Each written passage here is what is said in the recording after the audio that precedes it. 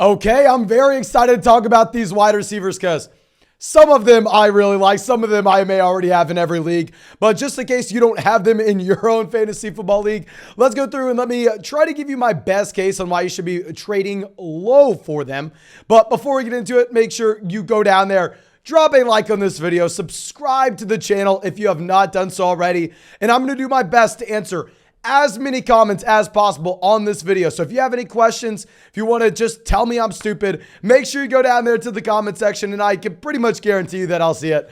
But that should be it. Let's go through. Let's dive into this video, starting off with Jalen Waddle. Now, y'all know Jalen Waddle, my most drafted wide receiver this season. I've said it a million times. I used to be flexing on everyone when we said it back before we had the Tua Tagovailoa injury.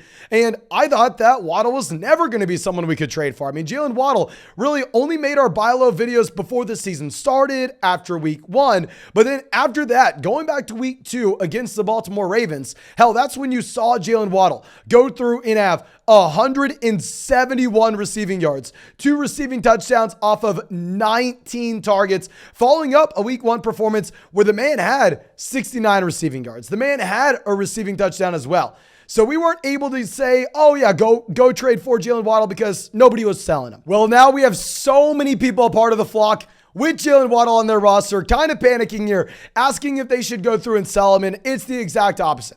If you have Jalen Waddle, you need to be holding him. And if you don't have him, I think we can go through, I think we could try to buy low because let's not focus too much in on what happened Thursday night. Yeah, yes, Thursday night, you had Tua Tagovailoa going down, you had Teddy Bridgewater stepping in, and Teddy B was just going to Tyreek Hill over and over and over again. It was like Jalen Waddle was invisible, but there were a couple things going on here. First off, Jalen Waddle was questionable going into the game. There were a lot of people that thought Jalen Waddle wasn't going to be playing on Thursday night, so we can maybe assume that he was slightly limited. And also, when you have that backup quarterback coming in, we already discussed this, but it's not Teddy Bridgewater's job to go through, try to win that game. You're that backup quarterback stepping in. Your job is, let's not lose it. Let's not take sacks. Let's not throw interceptions. So when you go through your progressions, you're very quick. If you see that first wide receiver, that wide receiver 1 on your roster in Tyreek Hill with 2 inches of separation, you're not going down to your next guy in Jalen Waddle and say, oh, is he open over the top? No,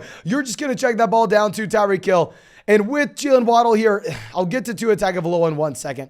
But I just want to remind y'all, it was not Tua that propped up this elite start from Jalen Waddle. We go back and look at Jalen Waddle coming out of high school. He was an elite recruit. Coming out of Alabama, he was an elite draft prospect. Literally, the Miami Dolphins paid the 13th overall selection plus a future overall first to go move up to the 6th pick overall to select Jalen Waddle. Then he was an elite level rookie. If we look at rookies that were able to average 63 receiving yards a game and 7.5 targets a game their first season, you had Odell Beckham Jr., Jamar Chase, Justin Jefferson, Julio Jones, AJ Green, Mike Evans, Amari Cooper. Now, I know you may not know all those players, but you got to trust me on this one. I'm an expert. They were pretty good. Obviously, I'm joking. It's so funny whenever I say stuff like that. People go down to the comment section. How dare you say I don't know who Julio Jones is? Oh, come on, guys. Come on. But here with Jalen Waddle, he's an elite level talent. And also, last but not least, while maybe you're a little bit worried about Jalen Waddle being a wide receiver 2 now with Teddy Bridgewater rather than a top 5 wide receiver as he was before the Tua Tagovailoa injury, I know we all sit on the sidelines. I know we all saw the devastating Tua hit that he suffered on Thursday night. And everybody goes, please, please, please have Tua sit out the rest of the season. Make sure that Tua's health is 100% good to go. We want to see no permanent damage to Tua Tagovailoa. I'm pretty sure everybody but Miami Dolphins fans and even maybe Miami Dolphins fans want to see Tua sit the rest of the season. In reality, it's the NFL. In reality, that's not going to happen. They haven't even put him on the IR at the time of this recording. He's not even guaranteed to miss the next month. Now, of course, he's missing week 5. I think from a PR perspective, they could never go and start Tua Tagovailoa week 5. But if Tua comes back 3 weeks from now, 4 weeks from now, we're right back to the situation where we were before. So I think this is your buy low moment on Jalen Waddle. He's not going to continue to be a top 5 wide receiver as he was previously. But hell, he could very easily be, maybe, just maybe, a mid wide receiver 2 till Tua gets back. And once Tua gets back, yet again, he's a wide receiver 1 in fantasy. But let's go over and look at someone that was on our buy low video last week, even though we said you can't start him anytime soon. Garrett Wilson. So the reason we said not to start Garrett Wilson, despite him being on our buy low video a week ago, is we wanted to see Zach Wilson, his first game in New York. But more importantly, if you were looking at the usage of these wide receivers, Elijah Moore, Corey Davis were dominating the snaps, dominating the routes run, where Elijah Moore almost had double the amount of snaps as Garrett Wilson through the first 3 weeks of the season. Well, this has flipped. So it was a step back for Garrett Wilson, where he only had 2 receptions, 41 receiving yards. The man had 6 targets. Only Corey Davis was ahead of him in targets. And more importantly, we are actually seeing Garrett Wilson slide ahead of Corey Davis and run almost as many routes as Elijah Moore. You had 37 routes run for Garrett Wilson this week, 38 for Elijah Moore. So we know that Garrett Wilson, up until this point, has been by far and away the most efficient wide receiver in New York. He was the best wide receiver prospect out of these guys. We know that he is the most talented guy there. But the issue was he wasn't getting the consistent role. He wasn't getting the consistent volume to start him. Well, now I think that we are getting signs where you can go through. I think that you can start Garrett Wilson on a week-to-week basis. And I'm very excited, despite him having a worse week this past week. And honestly, you can probably get him at a discount because of the down performance overall. But now let's go over to a wide receiver that we drafted over and over and over again on Underdog Fantasy. Of course, y'all saw us do over 700 drafts on Underdog coming into the season. On Underdog, you can check out all these cool player props. When you sign up and use promo code FLOCK, you can get into drafts with us on the live stream during the season if you want to get in an extra league with us. We do this pretty much every day on the live stream.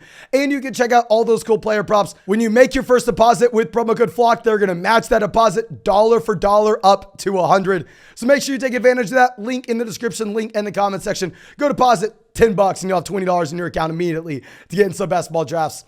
But regardless, Chris Godwin, we were drafting him everywhere because this was a wide receiver that we believed had that elite level ceiling in the second half of this season where you needed him for that fantasy football playoff tournament. And with Godwin, he's back, he's healthy. I was so worried whenever he went down at the goal line against Kansas City Chiefs here. And I know that that's probably scary for a lot of people because the last thing you want to see is Godwin re-aggravating an injury. And clearly that hamstring injury was tied to the torn ACL that he previously had. It was a compensation injury, but he went down this game just based off a weird stinger that he had when he was blocking with his shoulder. Completely different than anything related to the ACL, completely different than anything related to the hamstring. So it looks like Godwin is going to be easy to project as a wide receiver starting every week going forward. The man had 10 targets. He had just as many targets as Mike Evans. His first week back, he had 7 receptions, 59 receiving yards. Now, Evans had both the touchdowns. Evans, 8 receptions, 103 receiving yards, multiple receiving touchdowns as well. I think it's safe to say that Mike Evans is the wide receiver 1A in this offense. Chris Godwin's the wide receiver 1B. And I know everybody's going to say, well, Mason, the Bucs are horrible this year. Mason, the Bucs can't do anything. Well, maybe their offense was bad in week 3 whenever you had Cole Beasley, Russell Gage as the top 2 weapons of this offense. Maybe they were bad in week 2 when you were going up against the New Orleans Saints. Evans got thrown out of the game against Lattimore. You had no Godwin. You had no Julio. So yes, the Tampa Bay Buccaneers offense, they were bad weeks 2 and 3 with no weapons here at all. But this past week, when you did get back Mike Evans, when you did get back Chris Godwin, when you did get back Julio Jones, you had 385 passing yards from Tom Brady.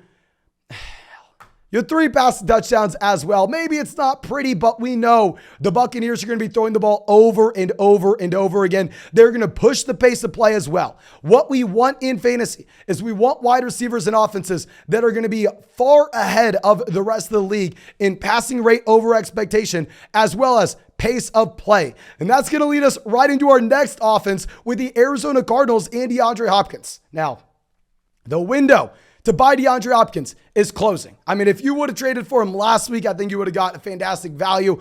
Obviously, he's only 2 weeks away from returning now, so every week we get closer, it's going to be harder and harder and harder to trade for DeAndre Hopkins. And we talk about this all the time with these suspended players every single year. You never draft them, because if you draft them, you have to hold them on your bench. You're not able to make moves on the waiver wire at the beginning part of the season. You're not able to find the Jamal Williams, find the Jeff Wilson, find the Khalil Herbert, find these running backs that are turning into league-winning options for you.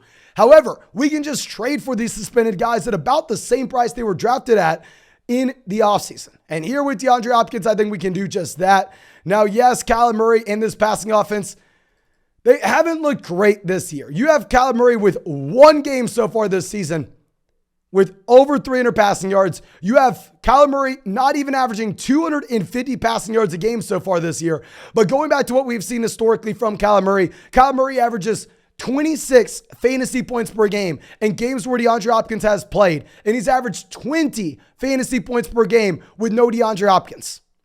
So I think Hopkins coming back is going to make this offense better overall. With DeAndre Hopkins, yes, he had the step down last year when he was playing through an injury, but going back to the year prior, 16 games, 160 targets, 10 targets a game. Going to the year before that, 15 games, 150 targets. 10 targets a game. The year before that, 16 games, 163 targets. Okay, 10 targets a game. The year before that, 15 games, 174 targets.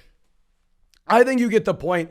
Outside of the one injury-riddled season he had a year ago, DeAndre Hopkins has been one of the most consistently elite options in fantasy, regardless of who his quarterback is, as long as it's not Brock Osweiler. And here with DeAndre Hopkins, it seems like he should be a million years old because he was drafted in 2013. He was productive right away at Houston, but the man's 6 months older than Devontae Adams at the same time. So let's go through. Let's try to buy DeAndre Hopkins. Next wide receiver, it's going to be hard to get him. We'll speak on him briefly.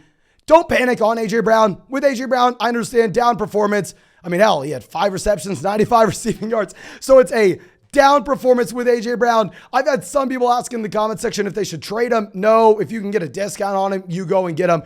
With this Jacksonville Jaguars defense, they've been phenomenal so far this season. Last week, they shut down Mike Williams, the number 1 wide receiver in Los Angeles, to 1 reception, 15 receiving yards. The week prior, they shut out the Indianapolis Colts. The week before that, week 1, Terry McLaurin, the number 1 wide receiver in Washington, had 2 receptions. They are known to shut down those number 1 wide receivers. So A.J. Brown put up the best game against the Jacksonville Jaguars of any number 1 wide receiver so far this season. Don't panic at all. There's not too much to discuss. Next guy going to be Dalton Schultz. Dalton Schultz gave you absolutely nothing in week 4. Dalton Schultz, 0 receptions, 0 yards, 0 touchdowns. Like, you should have known not to start Dalton Schultz. We talked about this. You like the long-term upside, but a tight end coming off a lower body injury, a tight end at the same time, going into an offense with Cooper Rush, not the place to be playing him. However, if we're going long-term, just go back to what we had week 1 with a healthy Dalton Schultz. The man had 9 targets. He had 7 receptions, 62 receiving yards. He played the snaps that you were looking for in this game. He had 56 snaps. It's only 2 fewer than CeeDee Lamb. He had as many routes run as Michael Gallup. So I think as Dalton Schultz gets healthier, as Dak Prescott gets closer and closer to his return, you are going to see Dalton Schultz improve his overall role in Dallas, start to draw more targets, start to have more production. I wasn't even a fan of Dalton Schultz in drafts this year when you had to take him in the 6th round. Like, no, thank you. But at this point, hell yeah, sign me up. And now our next wide receiver, the wide receiver 1 for the Denver Broncos, Jerry Jeudy. Okay, now, obviously we're being a little facetious here. Y'all know Jerry Jeudy was my guy coming into the season over Cortland Sutton. And we had a lot of people after weeks 2 and 3 chirping at me going, Mason, take your L. Sutton is a god. Well, Jerry Jeudy left week 2 with an injury. Jerry Jeudy week 3, most people are saying he shouldn't even played, dealing with a rib and a shoulder injury. If we look at week 4, where Jerry Jeudy's over these injuries, we look at week 1, before he goes down, Jerry Jeudy has, on average, in those 2 weeks, 4 receptions, 78 receiving yards, and a receiving touchdown. Compared to Cortland Sutton in those 2 weeks, 4.5 receptions, 62 receiving yards, and half a receiving touchdown. Not saying, oh, Jerry Jeudy's so much better than Sutton, but a lot of people view Sutton as that elite wide receiver one and think Jerry Jeudy is a borderline flex play. They are neck and neck. You can't hold the injury against Jerry Jeudy that he suffered middle of that Houston game in week 2. And if we're looking forward, maybe this is a Denver Broncos offense that all of a sudden has to throw the ball a little bit more when they don't have Javonte Williams here. So I really like Jerry Jeudy. He's almost 4 years younger than Courtland Sutton. He was a lot better than Sutton in games they both played last year. They've been very comparable so far this season when Jerry Jeudy has been healthy. So yeah, go through, buy the dip on Jerry Jeudy if people think that he's a wide receiver 3 in fantasy and people think Courtland Sutton's a wide receiver 1. But it's all I got for you. I really hope you enjoyed this video. If you have not done so already, go down there, drop a like on the video, subscribe to the channel. And if you have any questions, leave them down there in the comment section. I'm going to be trying to answer as many of those comments as I possibly can. But thank you again. I appreciate you. And I hope I get to see you in the live stream tonight.